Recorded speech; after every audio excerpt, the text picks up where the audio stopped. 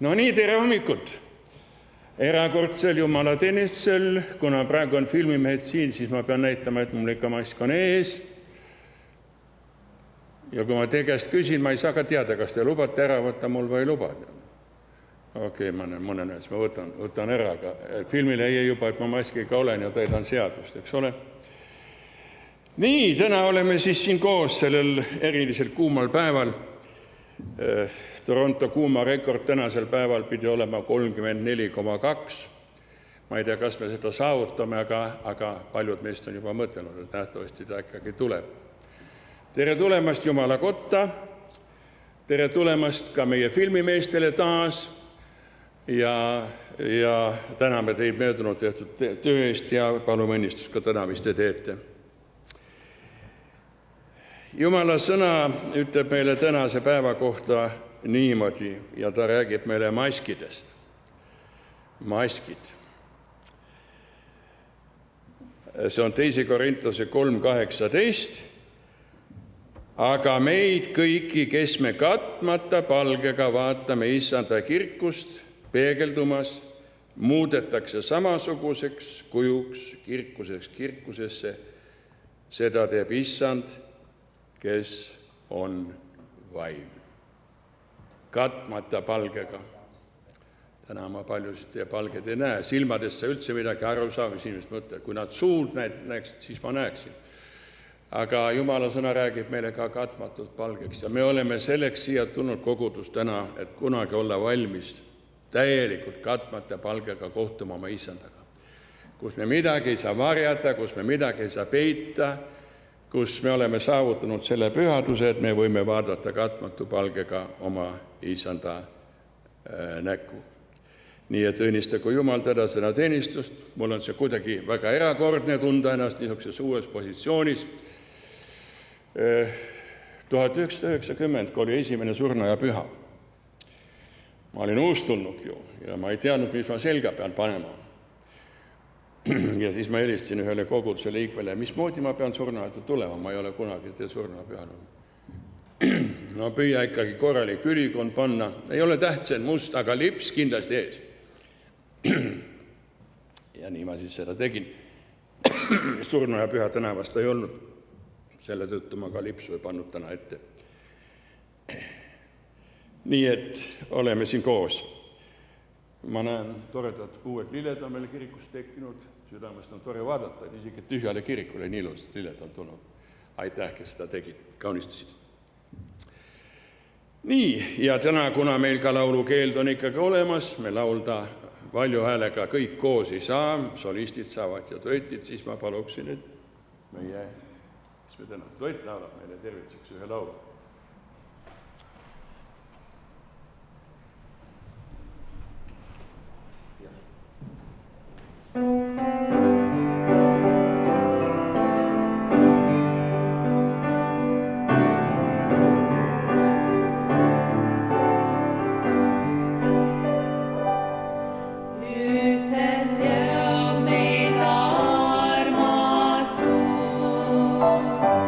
Ühte seab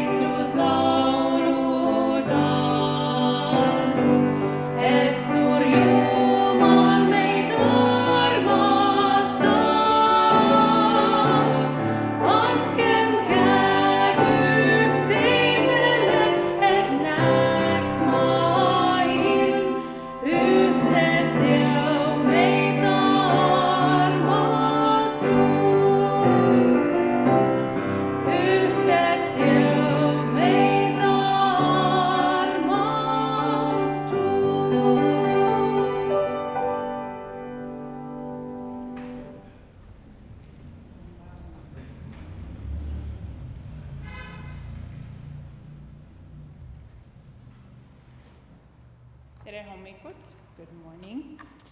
I'm just getting my notes ready for you.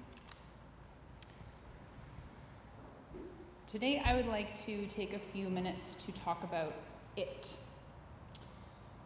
So we all have an it in our lives.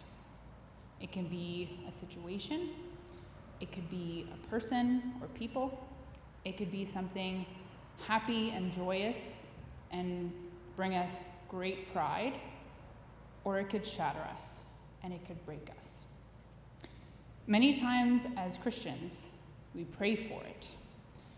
And if I were to say the statement to you right now, it will happen, one of two reactions might occur. You might be thinking of a prayer request that you've had, or something that you've been hoping for. And if I say it will happen, that brings you a sense of joy and relief. On the other hand, you might be thinking of another situation where it will happen, or it might have already happened. And now what do? You have fear, you have worry, and these are all robbing you of God's joy. So I'd like to look at a situation in the Bible where it did happen and what we can learn from that. And I'm going to be reading from Acts chapter 27, starting at verse 9. It's a little bit behind where I want to get to with my point, but I think the context is very important. And I just want to remind us that in our lives, the context of everything is important to think of too. So starting at verse 9. Much time had been lost, and sailing had already become dangerous, because now it was after the fast. Oh, sorry, I'll interrupt. This is when Paul is being sailed to Rome to go in front of Julius Caesar, or Caesar. So Paul warned them, "Men, I can see that our voyage is going to be disastrous and bring great loss to ship and cargo, and to our own lives also." But the centurion, instead of listening to what Paul said, followed the advice of the pilot and the owner of the ship.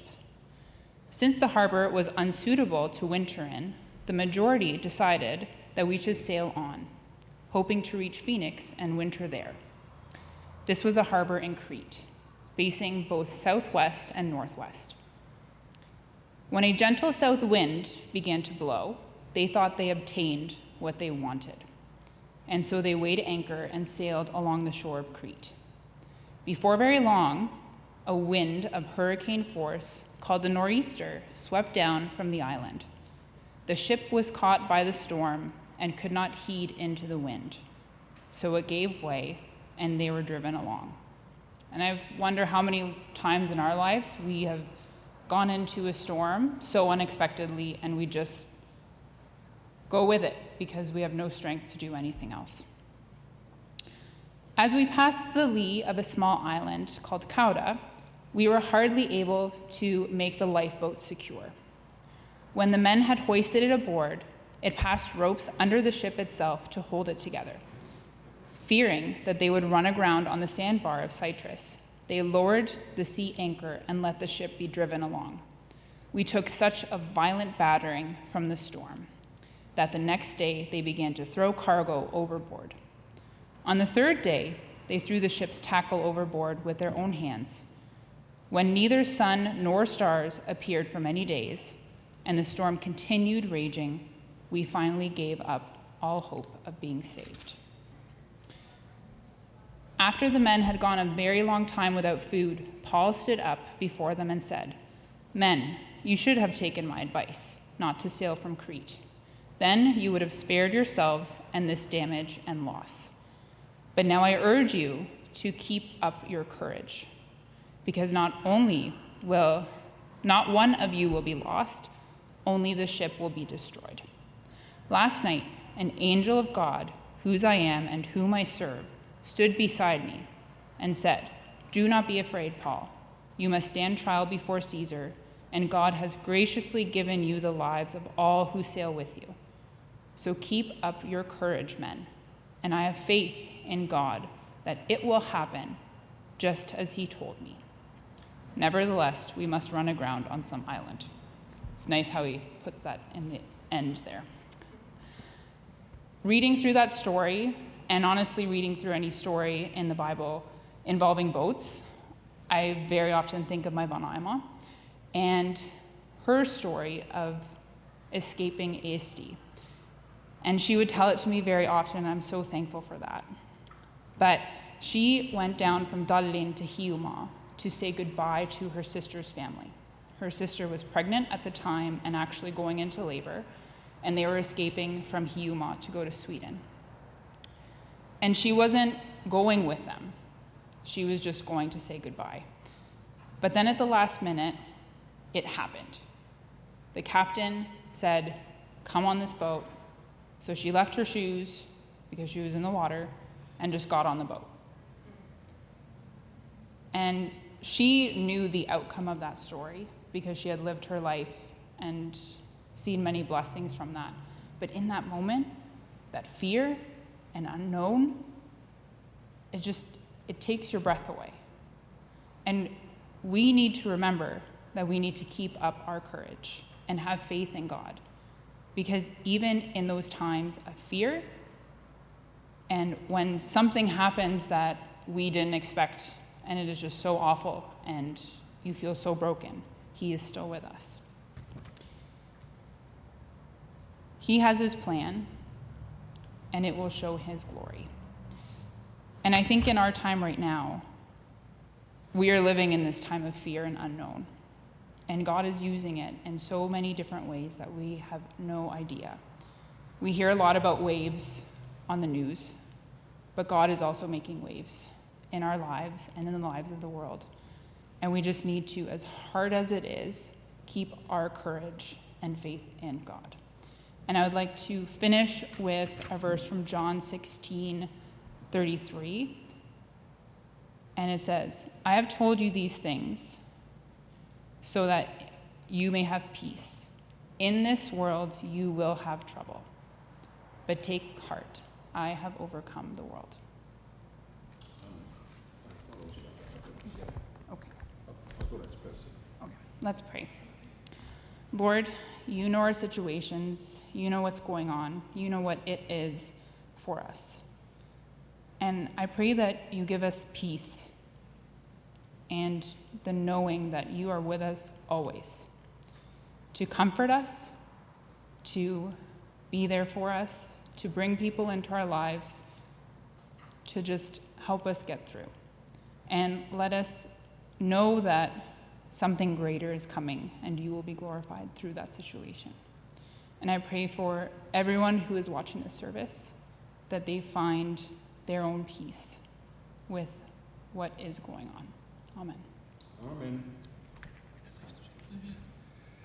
Ma nimetan veel, aitäh Heli, see oli väga tore sõnum, mis sa jagasid. Ja ma nimetan veel mõned eestpalvekogudused, kelle eest me oleme ikka palunud. Praegu on Eestis suur aastapäevade aeg ja kogudused, kes tähistavad oma aastapäeva, on Hilleste Hiiumaal, Järva-Jaani kogudus, Suigu kogudus, Valkla kogudus. Palume nendele täna erilist õnnistust ja teeme selle palve ka veel koos eesti keeles. Kas kellelgi on isikliku palvesoovi või midagi nimetada? Taevane Isa, me täname sind selle kuuldud sõnumi eest. Täname, et me oleme juba ühe palve sinu poole andnud, aga nüüd me palume ka nende koguduste eest. Me ise oleme üks kogudus, kes vajab eestpalvet ja tänan, et meil on eestpalvetajad Eestis ja meie palume täna nende eest seal, kus nad aastapäeva tähistavad. Täname, et sa need hoiad ja varjad ja palume sinu kätte ka selle maailma, selles keerulises uues olukorras. Sündigu kõigest sinu püha tahtmine. Õnnista täna meie koguduse liikmeid, kes loodavad vaadata seda teenistust juba tehniliselt, võib-olla mõne aja pärast õnnista neid seal, kus nad praegu on.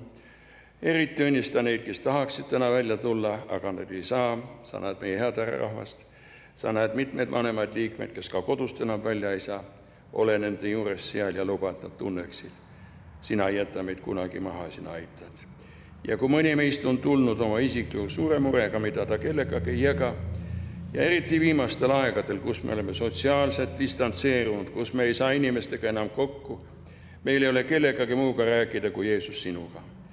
Aga täna, kus 2 ja 3 on ühel meelel koos sinu nimel, täna me tohime need palved kõik sinu ette anda ja luba, et me tunneksime täna vaimulikku ja inimlikku osadust ja tunneksime sinu puudutust kõige selle üle, mida me tahame teha. Palume seda Jeesuse nimel. Aamen. Aitäh, Elis, et sa tegid. Maikuusse oli meil plaanitud 2 noort õde algusi tegema, nüüd ma täna kasutasin neile ära. Aitäh, et sa tulid, ma ei tea, kus järgmine.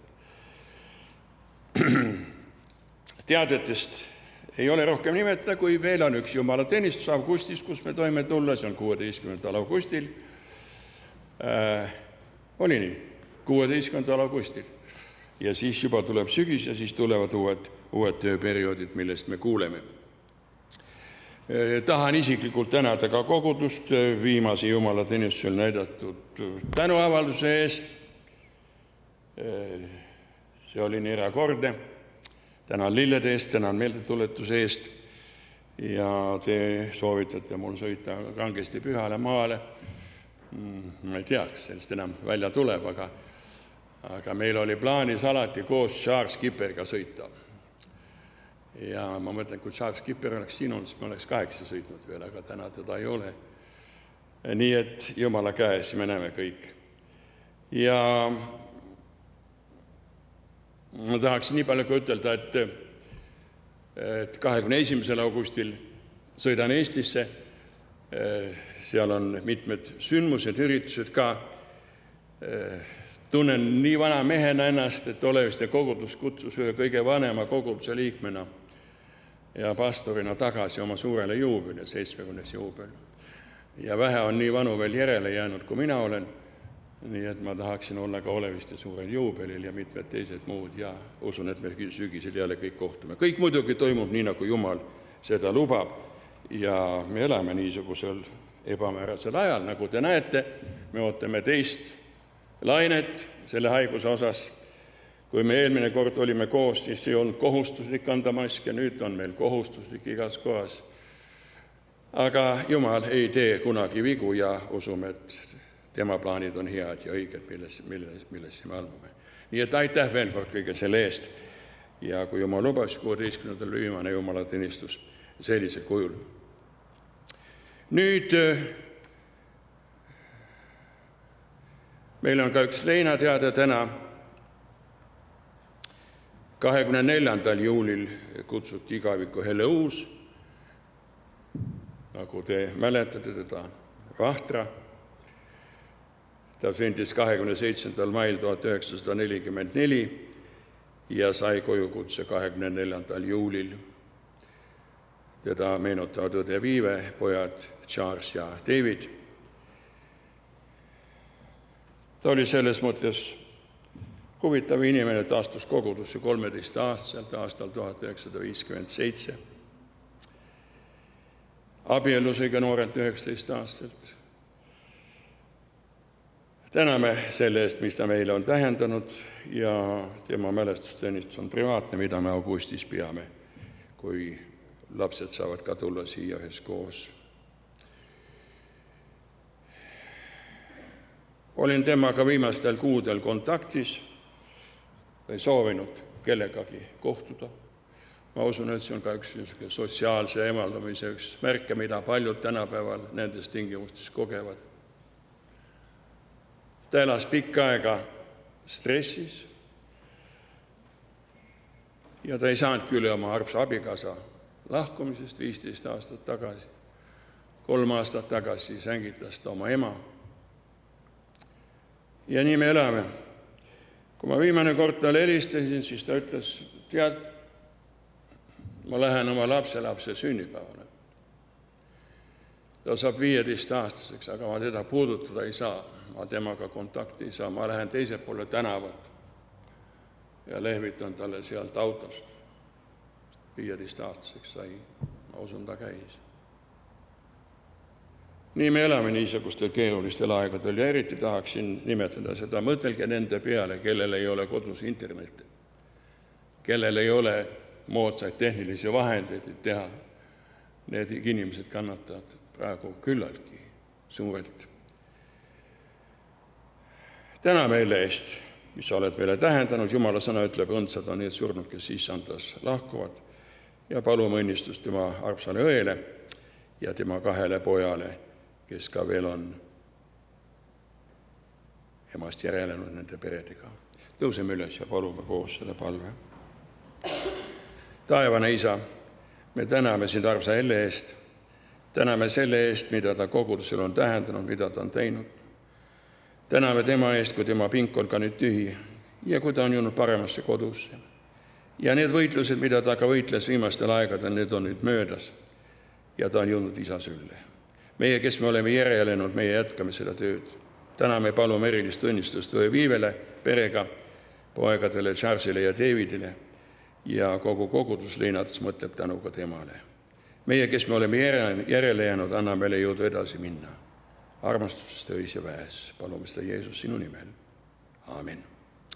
Palun istume ja me kuuleme ühe laulu nüüd, mis ühtlasi mälestab ka Helet.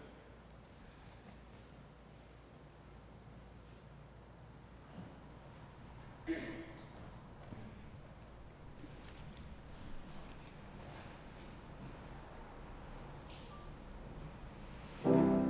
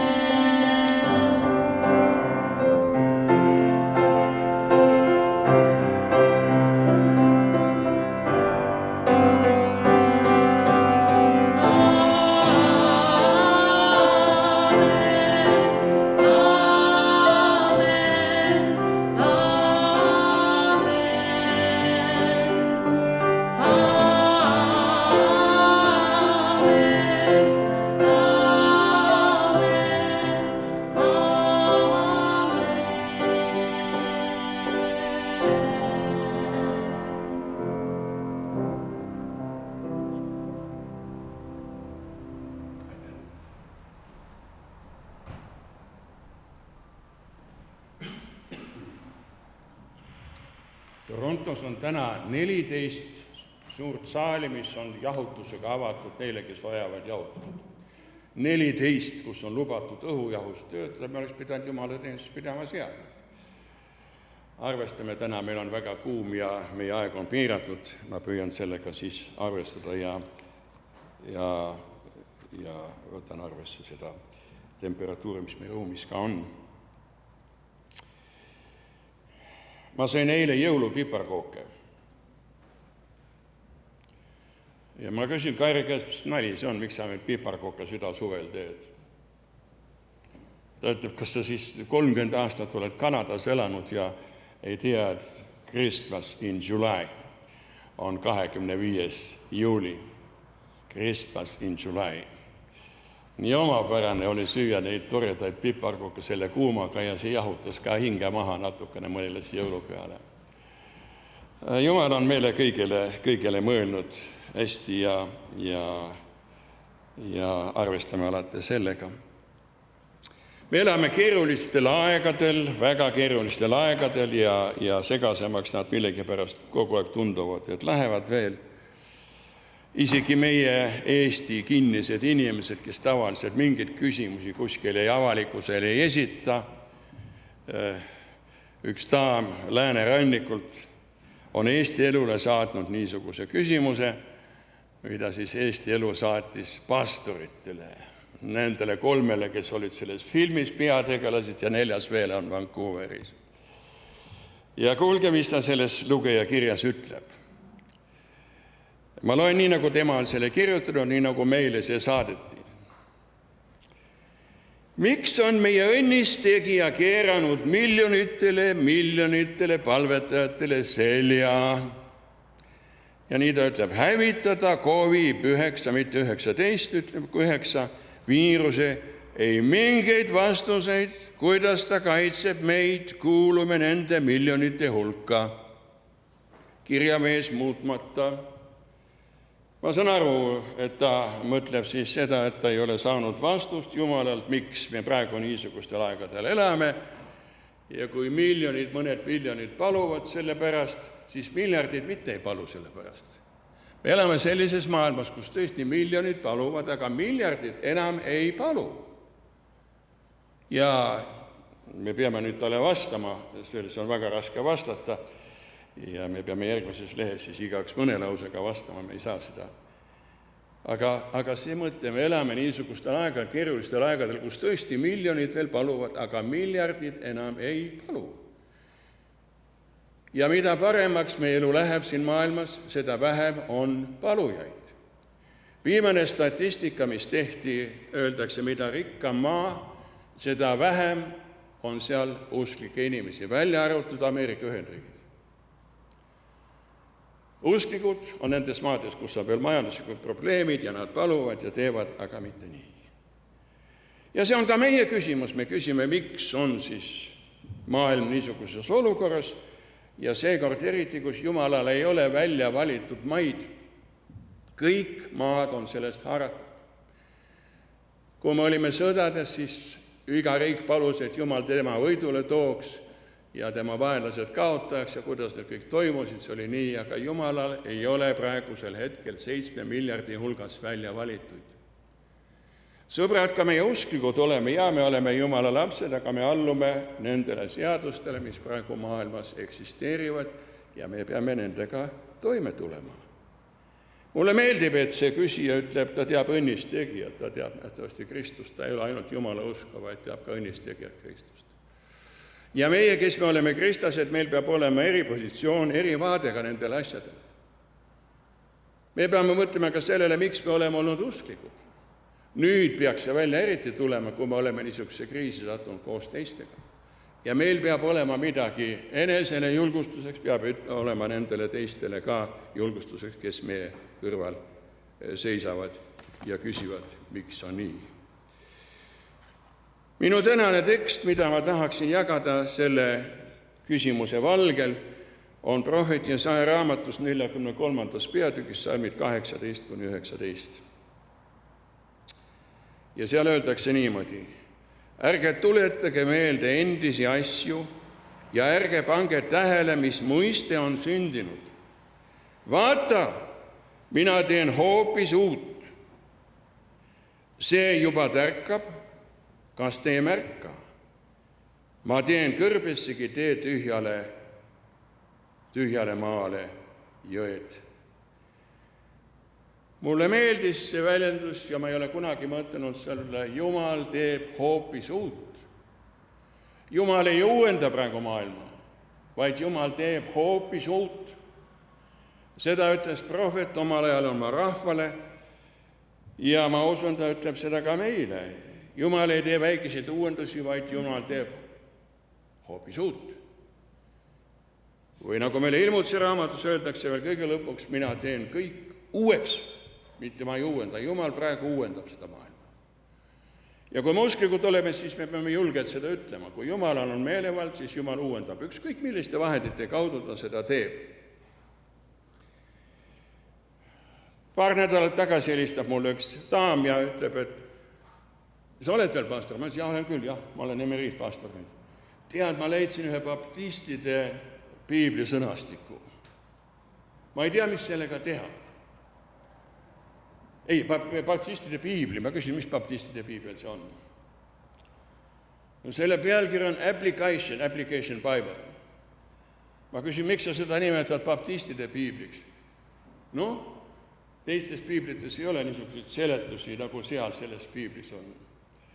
Ja ta küsib, millal ma sulle selle üle annan. Ma ütlesin, ei hakka seda lugema, see on väga huvitav. Mida siis see Application Bible? See ongi meie häda, et kirik on sageli hoidnud meelevald enda käes, me seletame kantslis ja tavaliselt inimesed ei saagi rakendada. Kui te meenutate, siis omal ajal Eestis oli suur pahandus Endel Meiusi piibliga, mida teiegi toetasite, mida trükiti ja seda ei lastud käiku ametlikult, sellepärast, et mõnedes suuremas kirikus on, et meie piiblis kommentaare ei ava. Meie seletame seda kantslist ära. Application Bible. Minu lemmikpiibel ja ma võtsin ka selle salmi sealt, mida ma eesti keeles lugesin. Ja kuulge, mida selles piiblis öeldakse. But forget all that it is nothing compared to what I am going to do. For I am going to do a new brand thing. New brand thing. See, I am already begun. I will make a road through the wilderness of the world for my people to go home. Vaadake, milleks Jumal tuleb teed valmistama oma lastele, selleks, et see tee viiks meid lõpuks koju. See on midagi uut, mida meil on vaja meelde. To go home and create rivers for them in the desert. Siin on kaks vastust meile väga selgelt antud, miks Jumal niisuguseid aegu ka kasutab, miks Jumal kasutab ka kõrbe ja miks Jumal kasutab niisuguseid tingimusi. Jesaja oli prohvet. Ja kõige kuulsam prohvet omal ajal, kes oli prohvet? Prohvet oli sellel ajal preestrite kõrval. Preester teenis templis, see oli nagu pastor tänapäeva koguduses, kes peab väga arvestama oma koguduse maitsetega, mida neile anda, kuidas süüa ja kuidas teha ja niimoodi. Aga prohvet oli see, kes oli sõltumata inimeste arvamisest, kes oli sõltumata, mis on poliitiliselt korrektne, mis on vale. Prohvet oli see inimene, kes seati preestriga koos tema kõrvale selleks, et ütelda ausalt tõde välja, mida Jumal tahab ütelda. Meie tänapäeval sageli puuduvad prohvetid. Ja iga tekkiv kogudus võib kuulutada, mida tema tahab. Kuidas ta piiblit tahab seletada. Prohvet oli omal ajal see, kes oli eriti Jumala poolt välja valitud inimene, ja kes korrigeeris mõnikord ka neid seisukohti ja julges tõde välja ütelda. Vaadake, nii on asjad. Me tänapäeva maailmas, ka vaadates Ameerika televisiooni, näeme, on mõned väga tugeva prohveti andega Jumala riigi sulased, kes tõesti prohveti ülesannet täidavad, ma soovitan neid vaadata. Prohvet võib olla väga kuulus, aga ta võib ka kiiresti oma kuulsuse kaotada, kui ta teatud piirist üle läheb. Jesajaga juhtus sama lugu. Jesaja oli suur prohvet, ta oli aristokraatlikust perekonnast, ta oli abielus, ta naine oli ka prohvetess. Ja Jumal kasutas neid pikka aega, 60 aastat. Lõpuks tema prohveti kuulutustest sai villand inimestel ja traditsiooni kohaselt ta hukati kuningas Masse režiimi poolt. Jesaja oli prohvet ja mis on prohveti erifunktsioon. Prohvet julgeb ütelda välja, mis on vale, aga prohvetil on ka nägemus, kuidas sellest valest üle saada. Kui me loeme Jesaja raamatut, siis peatükid 1-39 räägivad väga selgelt, mis on viltu tolleaegses juutide ühiskonnas. Ja alates 40. peatükist, see ongi prohveti erinevus, ta ütleb, aga nüüd on mul Jumalalt lohutussõnum teile. Nii et Jumala sõnas on alati kaks asja. Kui Jumala sõna näitab meile mingitele puudustele, siis selleks, et meid nendest välja tuua ja aidata lahendust leida. Mida ma sellest tekstist tahaksin täna jagada teiega? Ma tunnen seda, et Jumal on mulle selle läbi vastanud ja kui ma saaksin pikemalt sellele daamile ka kirjutada, ma kirjutaksin, aga see sõnum mulle on mida rääkinud. Jumal on rääkinud seda, ärge tuletage meelde ainult endiseid aegu. Me ei saa, sõbrad, elada minevikus. Kui me minevikus hakkame elama, siis me paneme omale niisuguse koorma, mida me ei suuda kanda. Kui me vanaks saame, siis meil on see oht, et meie hakkame elama minevikus. Sest seal on nii palju huvitavat materjali meie mälus ja me töötleme ja kui meil uut jooksvalt midagi peale ei tule, siis me elamegi selles maailmas. Siis me elame valus ja vaevas, me mõtleme oma lahkunud abikaasatele ja lastele ja noorepõlve õnnistustele ja suurtele asjadele, mis minevikus toimusid ja need ei lase meid lahti. Apostel Paulus ütleb meile väga tähtsa mõtte, mida ma tsiteerin Filippi kirjas. Ma unustan ära, mis on taga ja sirutan selle poole, mis on ees. Me elame minevikus, me elame olevikus, aga me peame elama ka tulevikus. Ja oht, kui me vanad inimestena hakkame elama ainult minevikus. Siis, kui tuleviku uksed meie ees on lahti ja kui me nendele ei vaata, vaid vaatame kogu aeg tagasi, siis on midagi meile viltu. Ära ele minevikus. Selle asemel tuleta meelde, kes sa praegu oled ja mis sa oled. Jesaja ütleb ka, et kes te olete. Ta ütleb väga selgesti selles tekstis, te olete minu rahvas.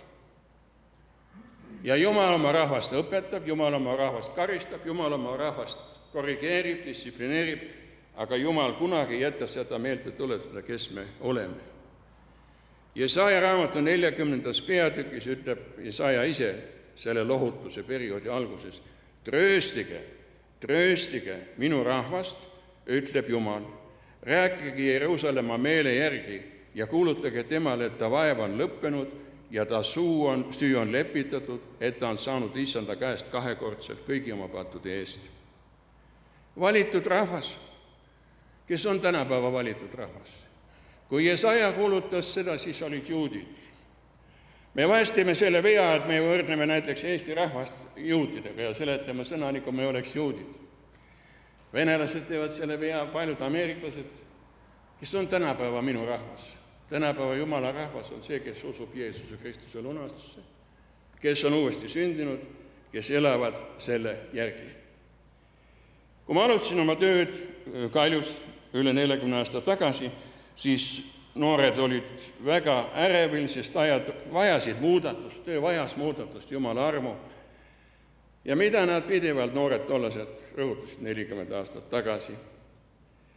Ja kui siis minu rahvas, kellel on pandud minu nimi, alandab ennast ja nad palvetavad ja otsivad minu palet ning pöörduvad oma kurjadelt teedelt, siis ma kuulen taevast ja annan andeks nende patu ja säästan nende maa.